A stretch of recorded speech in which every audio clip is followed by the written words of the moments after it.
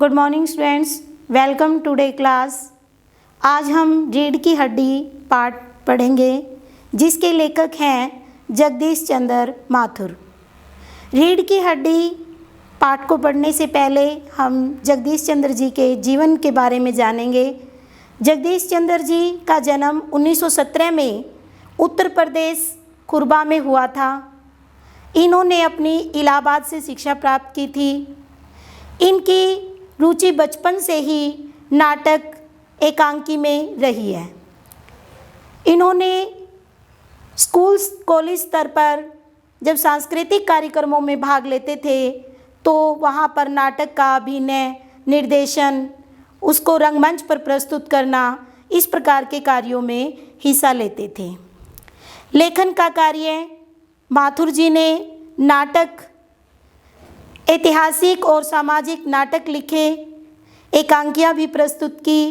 इनके नाटक हैं कोणार्क, क्षितिज आदि, और इनकी जो एकांकी हैं कबूतर खाना, वो मेरे सपने, रीढ़ की हड्डी, इस प्रकार के जो रीढ़ की हड्डी है इनकी सफल एकांकी रही है जो आज के समाज के ऊपर विडंबना की है। तो एक बार फिर से देखेंगे, जगदीश चंद्र माथुर का जन्म कब हुआ था? 1917 में। कब हुआ था? 1917 में। और कहाँ पर? उत्तर प्रदेश खुरबा में। उत्तर प्रदेश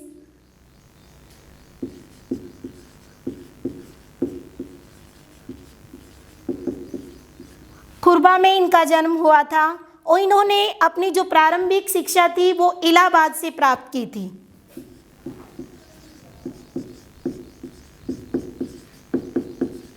इलाहाबाद से प्राप्त की थी। इनकी रुचि शुरू से ही नाटक और एकांकी में थी।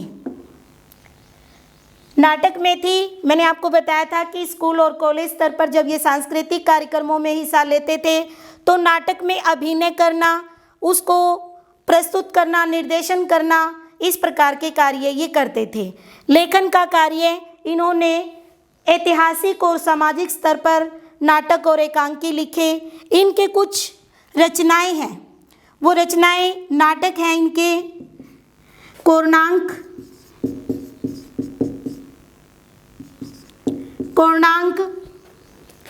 दशरथ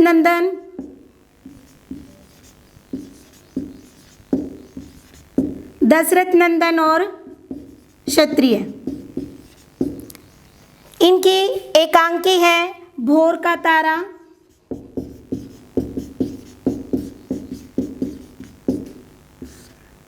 भोर का तारा, मेरे सपने, ओ मेरे सपने,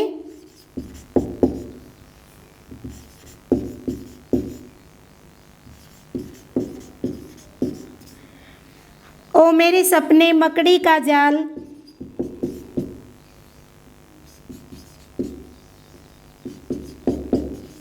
रीढ़ की हड्डी,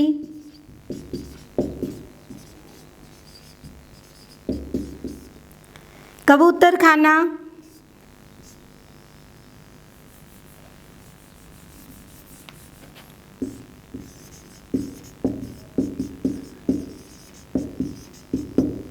कबूतर खाना। रीढ़ की हड्डी एकांकी जो है इनकी एक सफल एकांकी रही है।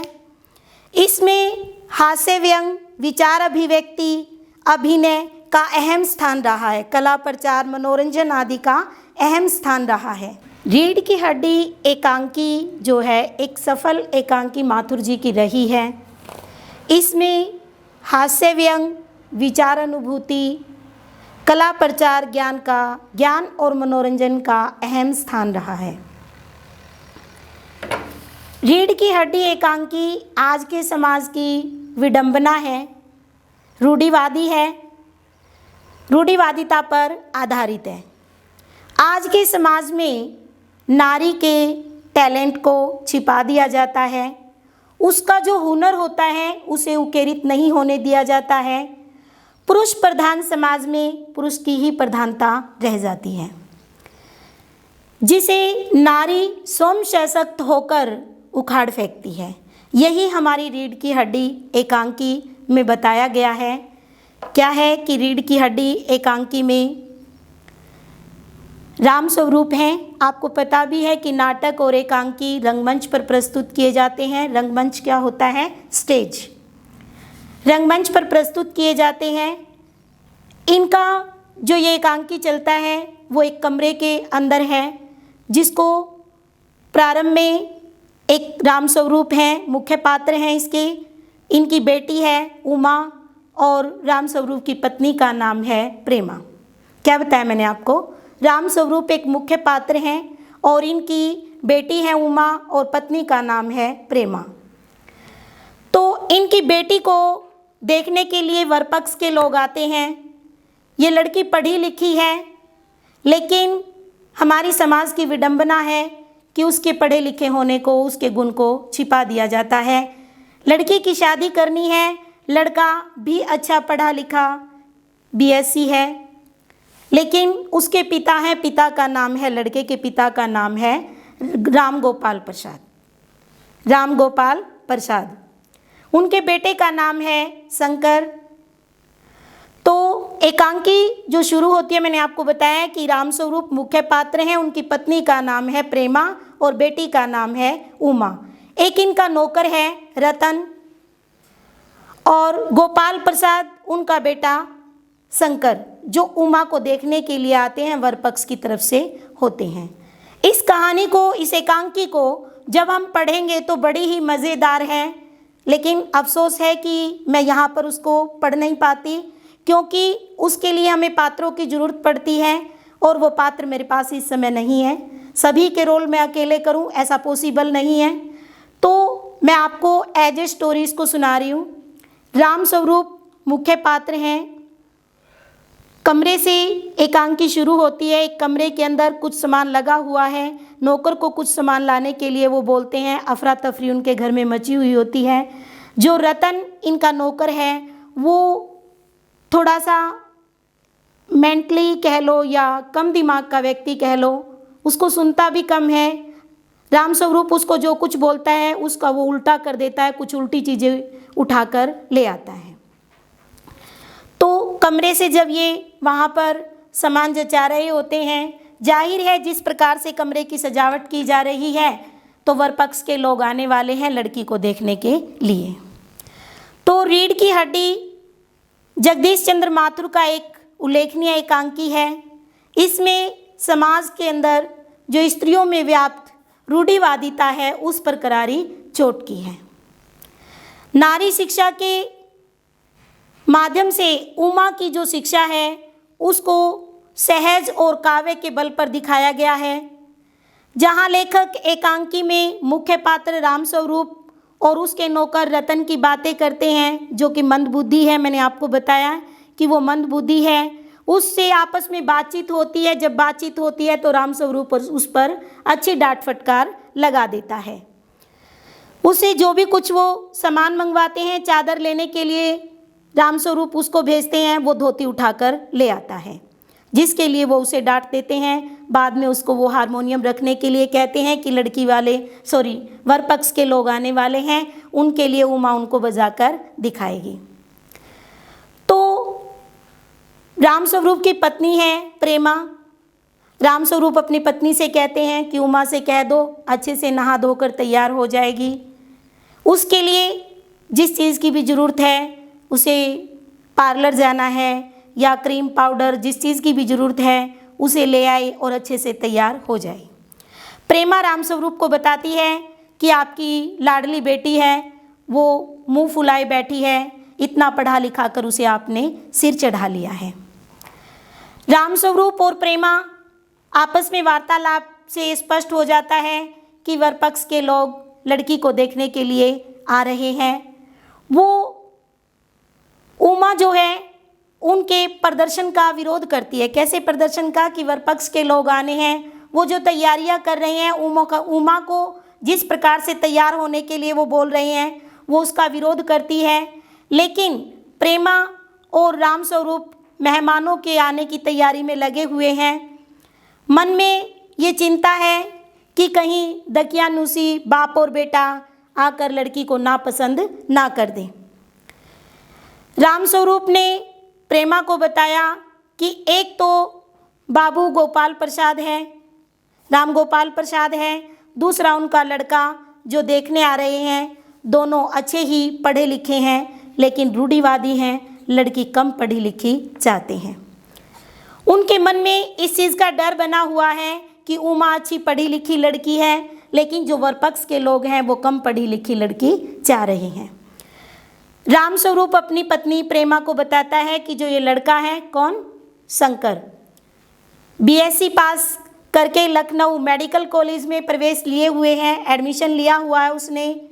इसी बीच रतन आ जाता है और कहता है कि कोई आ गया, तो देखते हैं कि वर पक्ष के लोग आ रहे हैं। रामस्वरूप उनको अंदर लाते हैं, उनका स्वागत करते हैं, उन्हें बैठने के लिए कहते हैं। जब गोपाल प्रसाद और उनका बेटा शंकर अंदर आते हैं तो शंकर जिसका विवाह होना है वो लड़का है, उमा को देखने के लिए आया हुआ है, मेहमानों की आवाभगत करते हैं। इसी बीच रामस्वरूप और गोपाल प्रसाद के बीच में आपसी बातचीत होती है और बातचीत भी पुराने ज़माने को लेकर होती है।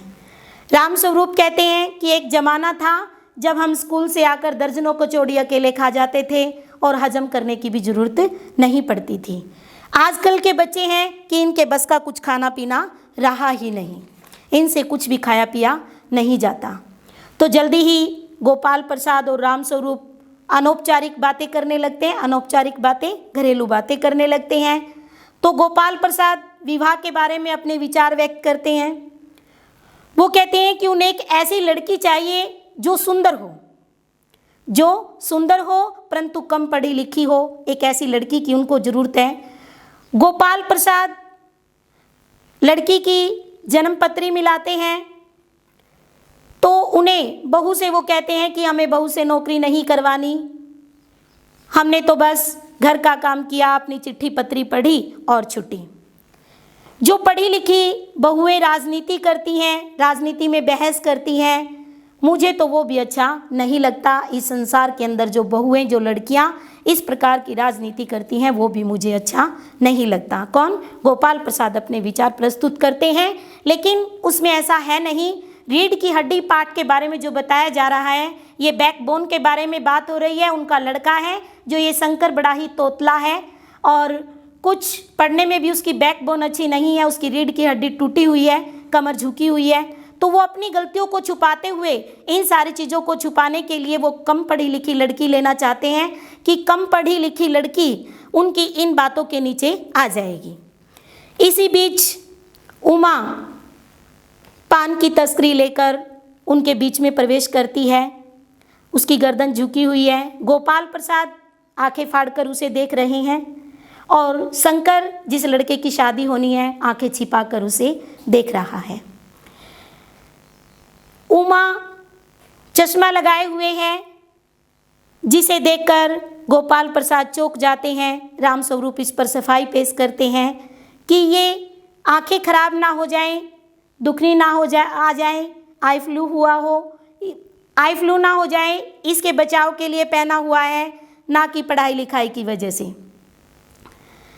गोपाल प्रसाद और उसके बेटे को गीत गाकर उमा सुनाती है। गोपाल प्रसाद पूछता है सिलाई कढ़ाई घर के काम के बारे में, तो रामस्वरूप बताते हैं कि घर का खाना सारा काम यही करती है, यहाँ तक कि घर के लोगों के जो कपड़े हैं सिलने का काम भी उमा ही करती है। रामस्वरूप उमा की ओर देखते हैं और उत्तर देते हैं। जैसे ही गोपाल प्रसाद प्रश्न करता है रामस्वरूप उसका उत्तर दे देते हैं। तो इस पर गोपाल प्रसाद कहते हैं कि उमा को भी बोलने दीजिए, उसे भी मुंह खोलने दीजिए, आप ही सारी बातों का जवाब दिए जा रहे हैं।